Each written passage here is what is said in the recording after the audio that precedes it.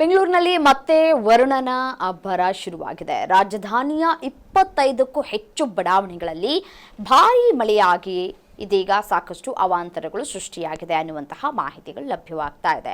ಇಷ್ಟು ದಿನಗಳ ಕಾಲ ಮಧ್ಯಾಹ್ನದವರೆಗೂ ಕೂಡ ಒಂದು ಕಡೆ ಬಿಡುವನ್ನ ಬಿಡ್ತಾ ಇದ್ದಂತಹ ಮಳೆ ಇದೀಗ ಮಧ್ಯಾಹ್ನದ ಸಂದರ್ಭದಲ್ಲಿಯೇ ಮಳೆ ಆಗ್ತಾ ಇದೆ. ಒಂದು ಕಡೆ ಜನಜೀವನ ಅಸ್ತವ್ಯಸ್ತವಾಗಿದೆ. ಹೆಬ್ಬಾಳದಿಂದ ಮಹದೇವಪುರವರೆಗೂ ಕೂಡ ಮಳೆ ಅಬ್ಬರಿಸಿ ಬೊಬ್ಬಿರ್ತಿದ್ದಾನೆ. ಮಳೆಗೆ ಬೆಂಗಳೂರಿನ ಪ್ರಮುಖ ರಸ್ತೆಗಳಲ್ಲಿ ಸಾಕಷ್ಟು ಟ್ರಾಫಿಕ್ ಜಾಮ್ಗಳು ಕೂಡ ಆಗಿದೆ. ಬೆಂಗಳೂರಲ್ಲಿ ಇನ್ನೂ 1 ವಾರಗಳ ಕಾಲ ಮಳೆಯಾಗುವ ಸಾಧ್ಯತೆ ಇದೆ.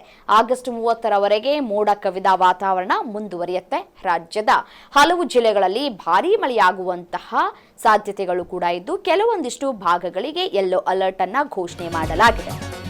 ಬೆಂಗಳೂರಿನಲ್ಲಿ ಇನ್ನೂ 1 ವಾರಗಳ ಕಾಲ ಮಳೆಯಾಗುವ ಸಾಧ್ಯತೆ ಇದೆ ಅಂತ ಹೇಳಿ ಮಾಹಿತಿ ಲಭ್ಯವಾಗ್ತಾ ಇದೆ. ಇವತ್ತು ಮಧ್ಯಾಹ್ನವೇ ದಿಢೀರ್ ಅಂತ ಹೇಳಿ ಮಳೆ ಬಂದ್ಬಿಟ್ಟಿದೆ. ಜನಜೀವನ ಅಸ್ತವ್ಯಸ್ತವಾಗಿದೆ. ವೀಕೆಂಡ್ ಇರುವಂತಹ ಹಿನ್ನೆಲೆಯಲ್ಲಿ ಎಲ್ಲರೂ ಕೂಡ ಹೊರಗಡೆ ಟೈಮ್ ಸ್ಪೆಂಡ್ ಮಾಡೋಣ ಅಂತ ಹೇಳಿ ಹೋಗಿದ್ದಾರೆ. ಬಟ್ ಆದ್ರೆ ಏನು ಮಾಡ್ತೀರಿ, ನಮ್ಮ ಮಳೆಗೆ ಈ ಸಮಯ ಸಂದರ್ಭ ಅನ್ನೋದು ಏನೂ ಇರೋದಿಲ್ಲ. ಸೊ ಯಾವಾಗ ಬೇಕಾದರೂ ಮಳೆ ಆಗಮಿಸಬಹುದು ಅನ್ನೋದಕ್ಕೆ ಇದೊಂದು ಜಸ್ಟ್ ಬೆಸ್ಟ್ ಅನ್ ಎಕ್ಸಾಂಪಲ್.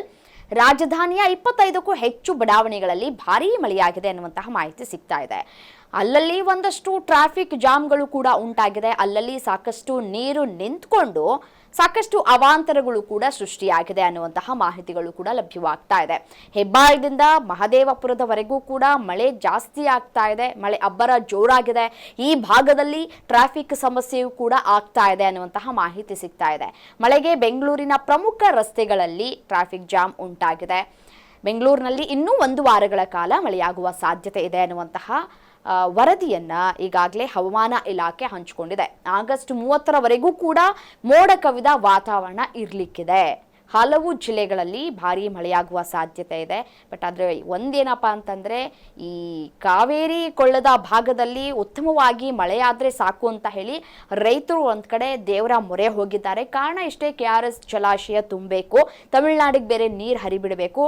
ಮುಂಬರುವ ದಿನಗಳಲ್ಲಿ ಅಂದರೆ ಈ ಬೇಸಿಗೆಗಾಲ ಆರಂಭದ ಸಂದರ್ಭದಲ್ಲಿ ನೀರಿಗೆ ಸಮಸ್ಯೆ ಆಗಬಾರ್ದು ಅನ್ನೋದು ಒಂದು ಕಳಕಳಿಯ ಮನವಿಯೂ ಕೂಡ ಆಗ್ಬಿಟ್ಟಿದೆ. ದೇವರ ಬಳಿ ಮನವಿ ಮಾಡ್ಕೊಳ್ತಾ ಇದ್ದಾರೆ. ಸೊ ಹಾಗಾಗಿ ನೋಡೋಣ ಮುಂದಿನ ಆಗಸ್ಟ್ 30ರವರೆಗೂ ಕೂಡ ಯಾವ ರೀತಿಯಾದಂತಹ ಮಳೆ ಆಗುತ್ತೆ. ಬಟ್ ಆದರೆ ಇವತ್ತು ಭಾರೀ ಮಳೆ ಆಗಿದೆ ಅನ್ನೋದು ಮಾಹಿತಿ ಸಿಕ್ಕಿದೆ.